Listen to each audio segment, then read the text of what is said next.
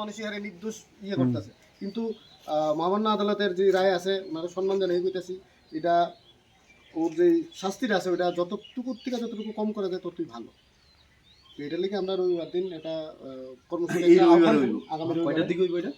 ওইটা আমরা আমরা একটা গ্রুপ বানাইছি গতকালকে, গ্রুপের মধ্যে জানানো জানাইছি আমরা সোশ্যাল টপ মিডিয়াতে লিডার্স যারা আছে, যারা শুভবুদ্ধি সম্পন্ন লোক আছে সমাজে, তারা আমরা সাথে জড়িত আছে, আমরা কেউ কাউরে চিনি না সেরকম ভাবে, তো সবার সাথে যোগাযোগ করে রাহুলের সাথেই আমরা পরিচয় হইছে, আমরা সবাই পরিচয় একটাই, সোশ্যাল মিডিয়ার মাধ্যমে সবাই প্রচার করা হইব।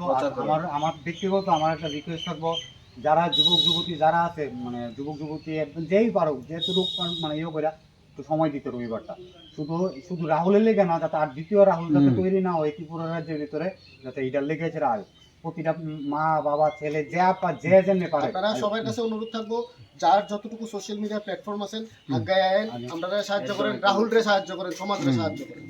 পাড়া প্রতিবেশীর কাছে অনুরোধ থাকবো রবিবার দিন যাতে কোনো দ্বিধাবোধ ছাড়া আমরা সাথে একটু যোগদান করি।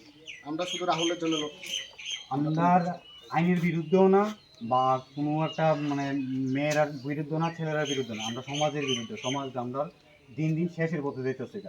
এসব ঘটনার পরে আছে না, মানে আরো সামনের দিন 10 বছর পরে আছে না, এর চেয়ে ভয়াবহ জিনিস দিব, যাতে এই জিনিসটা বদ্ধ হয়, যাতে একটা সুস্থ একটা সমাজ তৈরি করার লক্ষ্য নিয়ে এসে নামছি। সবাই আগমন দরকার।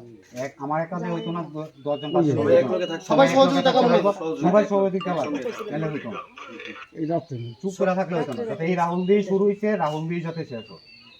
ঠিক আছে।